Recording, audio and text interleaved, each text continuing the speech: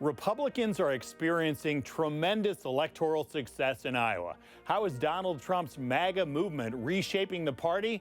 We'll discuss that on this edition of Iowa Press. Funding for Iowa Press was provided by Friends, the Iowa PBS Foundation, the Associated General Contractors of Iowa, the public's partner in building Iowa's highway, bridge, and municipal utility infrastructure. Elite Casino Resorts is rooted in Iowa. Elite's 1,600 employees are our company's greatest asset. A family-run business, Elite supports volunteerism, encourages promotions from within, and shares profits with our employees. Across Iowa, hundreds of neighborhood banks strive to serve their communities, provide jobs, and help local businesses. Iowa banks are proud to back the life you build. Learn more at iowabankers.com.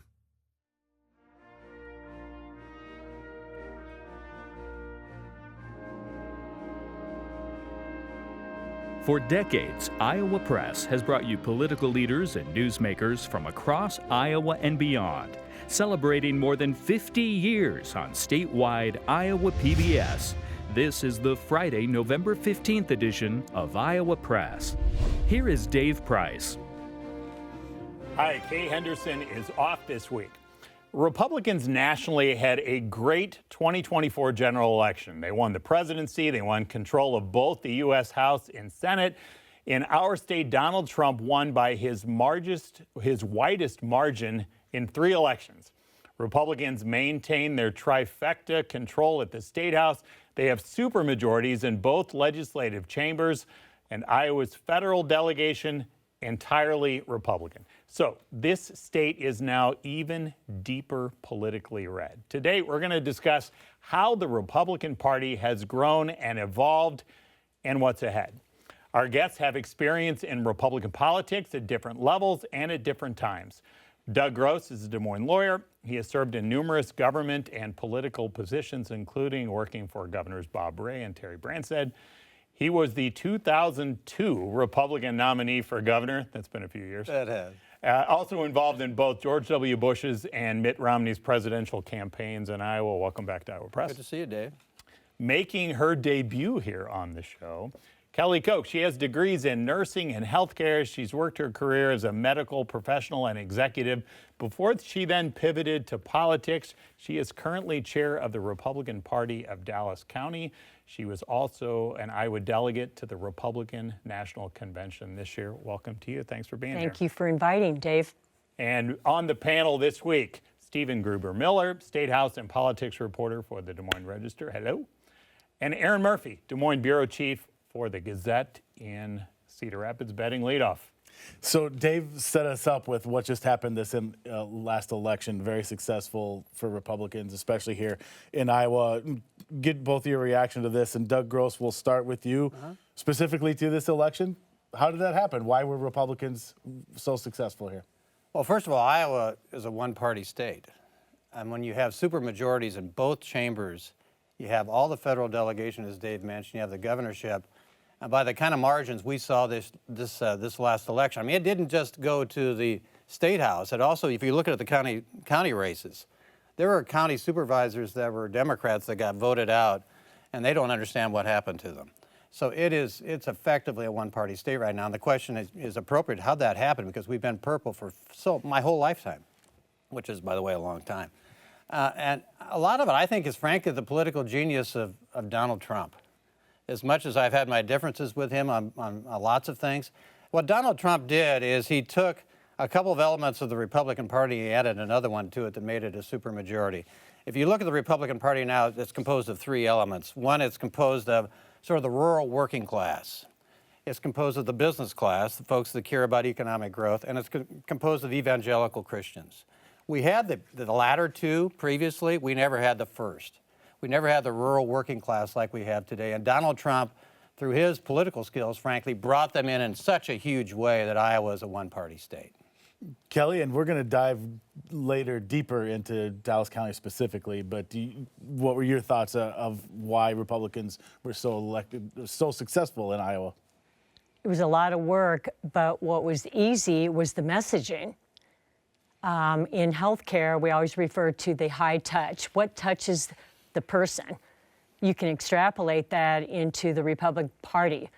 Every issue that a person touched was on the ballot. Gas, groceries, crime, safety, the border, fentanyl coming into Iowa, all touched voters. And so it was easy with messaging.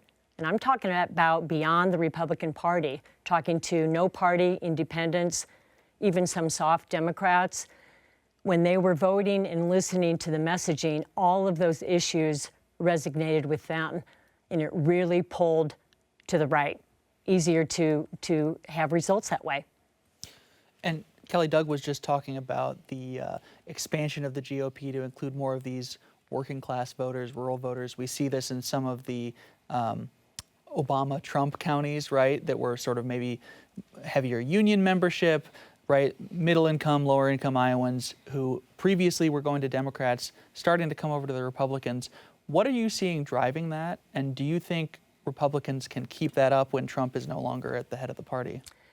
Well, it's Trump's party. There's no doubt about it. And all of the America First policies that resonated down to Iowa, it's real. And here again, AGRA, CD3 through the entire CD3 district, and then Dallas, all were affected by that. President Trump. And when you say CD3, you're talking about the 3rd Congressional District. 3rd Congressional. Yeah. Yep, thank you for that. Mm-hmm. You know, here's a billionaire, President Trump. Why was he so effective in connecting with the voters? He talked about the working class. He talked about the teachers, the nurses, the lawyers. He talked about all sorts of students. Lawyers have never been considered working class before, but I'm glad to join that group. I have a law student that's a big Trump fan. So, but all through Iowa, I would travel. My middle son is up in Dane County, Wisconsin, blue area up there. But the shift started to happen. People just could not go into the polling area and vote for 4 more years of this. And so I think President Trump is in a absolutely remarkable position to change the shift. I think the woke agenda is dead. DEI is DIE-ing. It just didn't work for the average person. And the big issue that I hope we touch on, Dave, is the sleeper issue, voting issue of Title IX. Girls' sports, what happened in the locker rooms, what's happening with scholarships, and President Trump actually identified that. And parents in Iowa said, I just can't vote for something like that. So it was remarkable. Yeah. Doug Gross, what do you think? Do you think that the Republican Party can keep these voters without Trump at the top of the ticket in the future? It'll be tough because governance, first of all, I think Trump will have trouble keeping them all. Basically what you have now, the 3 groups I mentioned, you have the rural and working class, they're in first class, and you have the business group, and they're in business class, and the evangelicals, they're in coach in Trump's Republican Party. And it's tough to keep them all satisfied at the same time. And you're seeing that with his appointments right now. The rural working class are with Trump so much because, frankly, he's going to break the China. He's going to change the system. They think that the coastal elites have looked down their nose at him for too long. They've been left out, and they want to change the system. Well, you see that in appointments like RFK Jr. Appointments like those are reflective and responsive to that kind of need. But then you've got the business class that's going to be really worried about things that are associated with economic growth. What are you going to do with tariffs? You've noticed the last group that is appointing are the economic group because that's the toughest to deal with for him right now. And then what are the evangelicals going to get? I mean, he promised that he would not go along with a nationwide ban on abortion. So what are they really going to get out of this at the end of the day? So I think it's going to be tough to keep it together.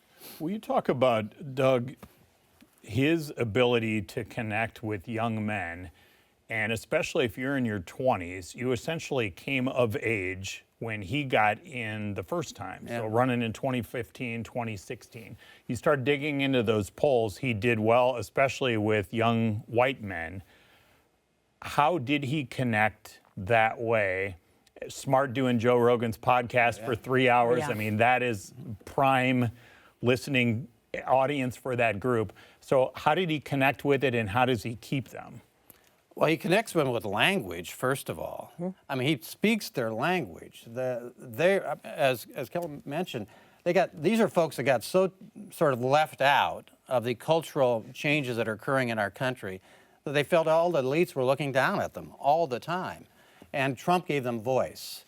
And not only did he give them voice, he said things that were even probably more radical than they were willing to say themselves. But that really connected him to them. Secondly, they also feel like they're left out economically.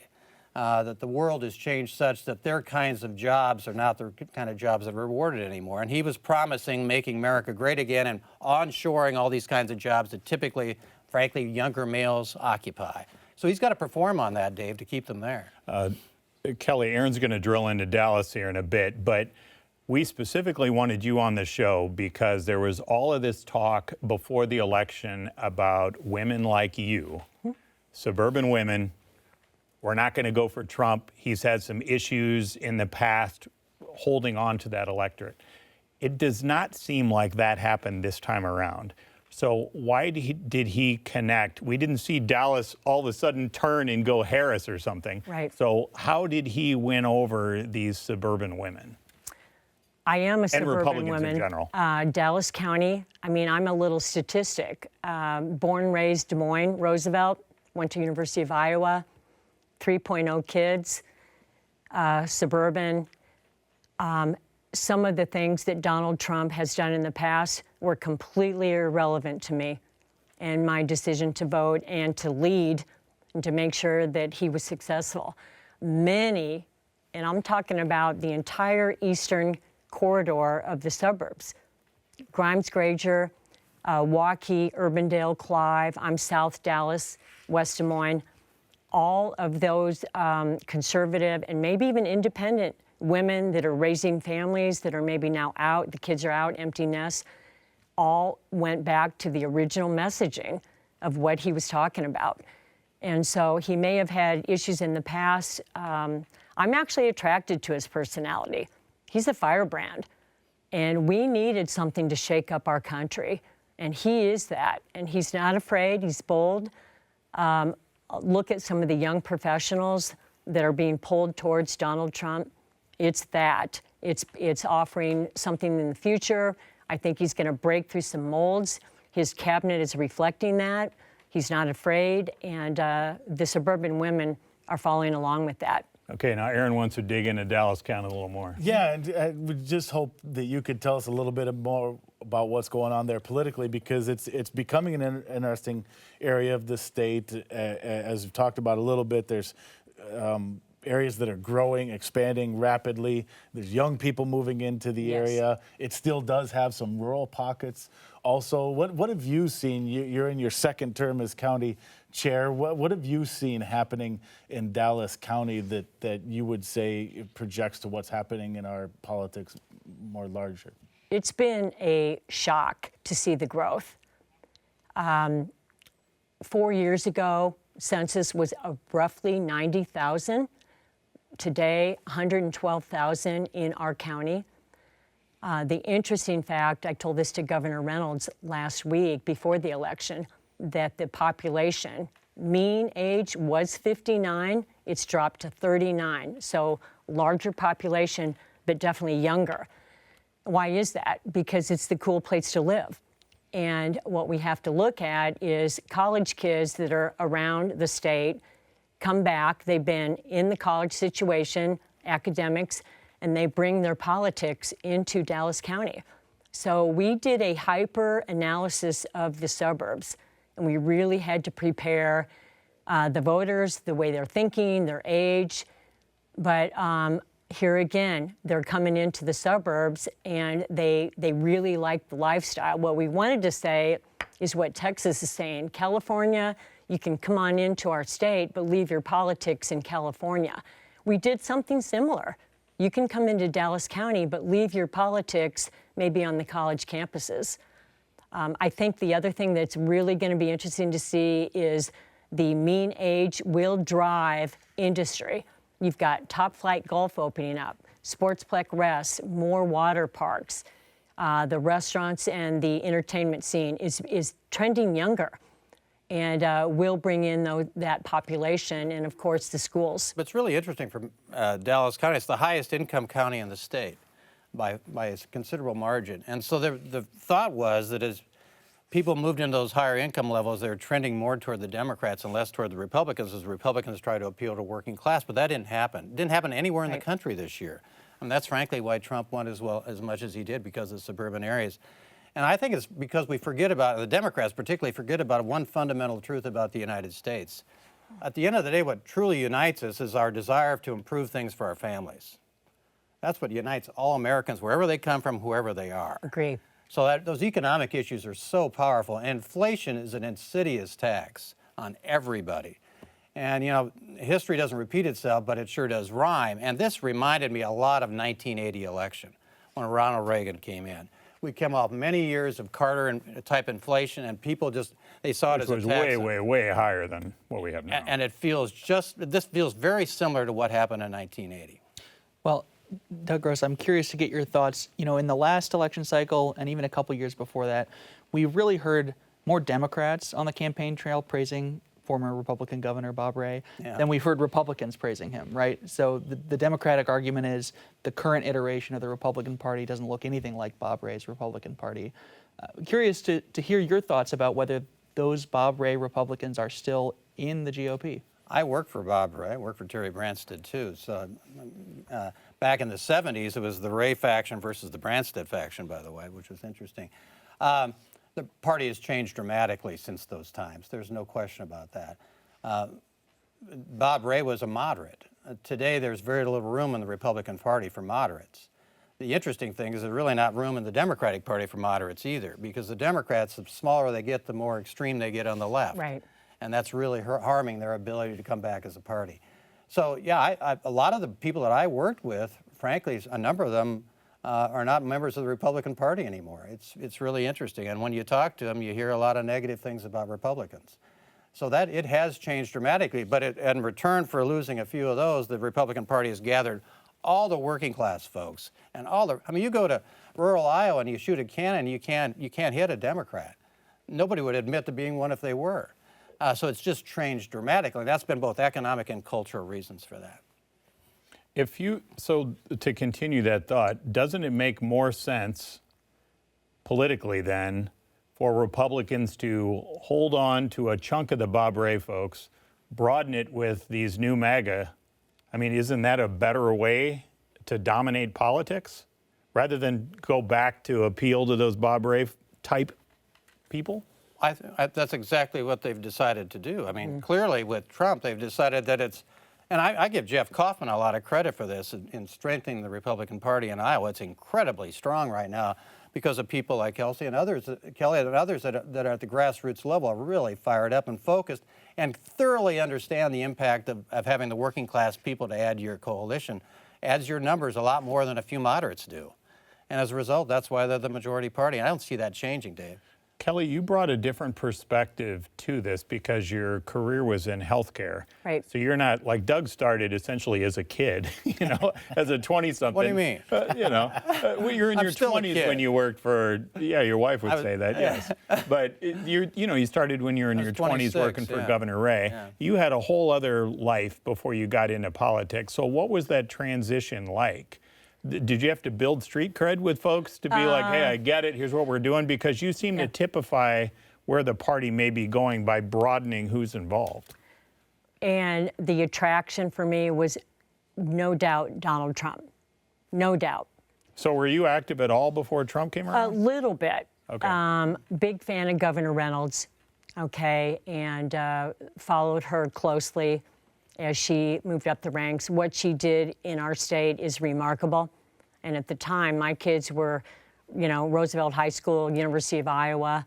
Watching her policies were really fitting who I was.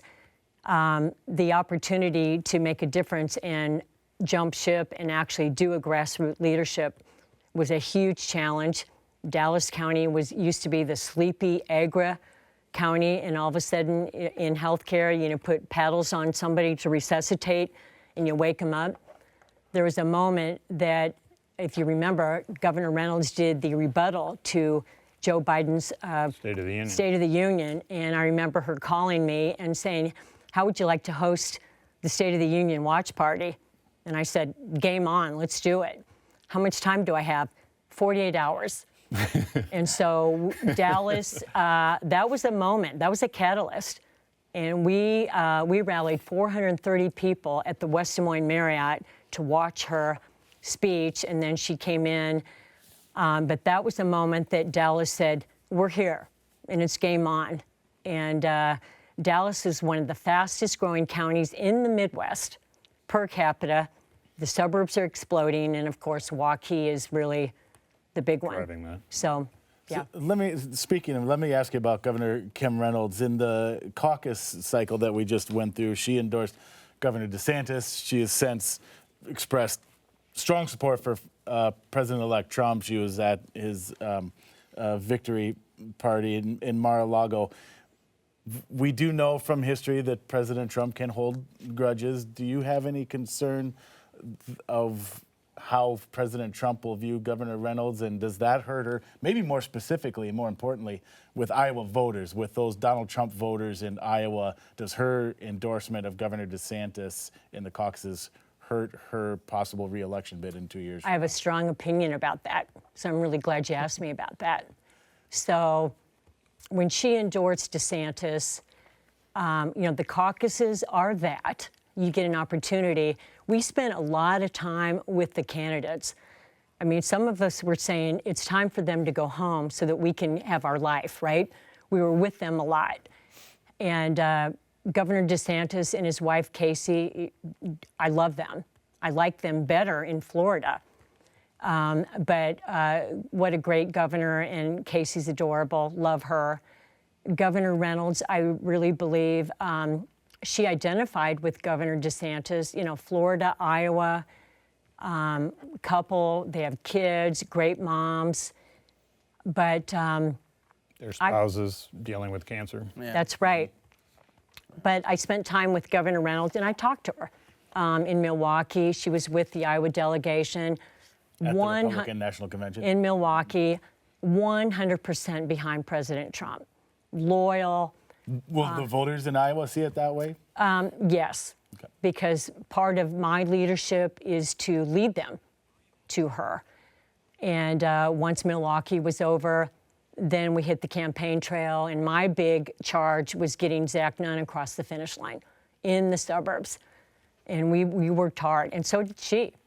And when President Trump was in Dallas County, I asked him, what could I do, one person in Dallas County? And he said, bring me the House, all 4 congressional seats, bring me the House.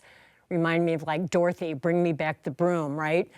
I had to. You found the yellow brick road. I had to produce. I felt the pressure. There's no doubt. And Governor Reynolds also supported me, Dallas, that we will not let him down. She's been a champion.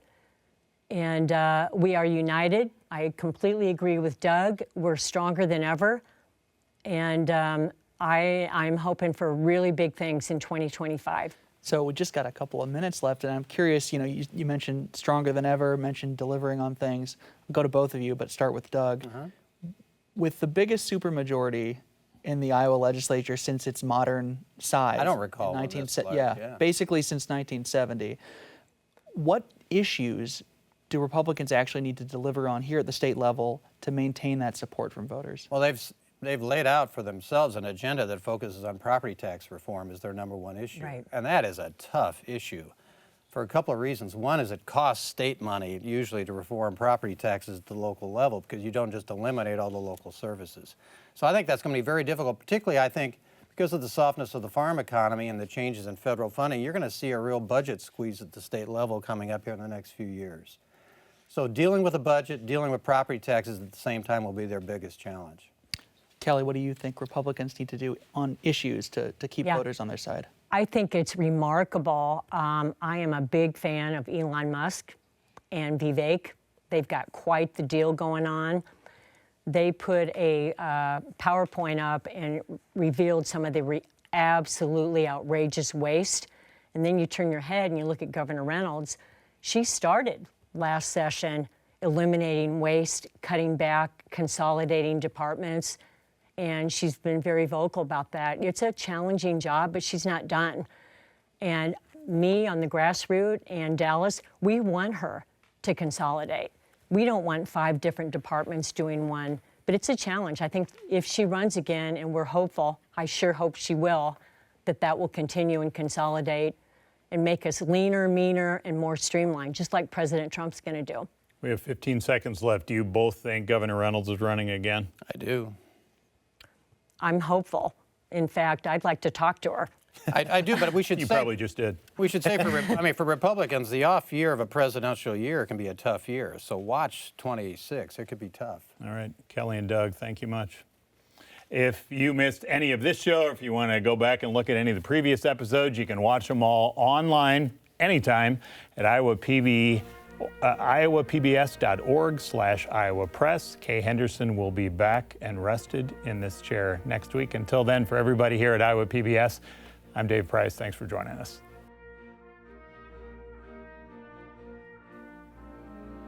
Funding for Iowa Press was provided by Friends, the Iowa PBS Foundation, the Associated General Contractors of Iowa, the public's partner in building Iowa's highway, bridge, and municipal utility infrastructure.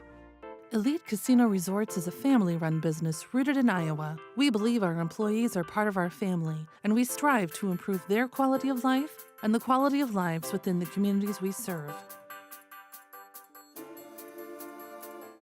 Across Iowa, hundreds of neighborhood banks strive to serve their communities, provide jobs, and help local businesses. Iowa banks are proud to back the life you build. Learn more at iowabankers.com.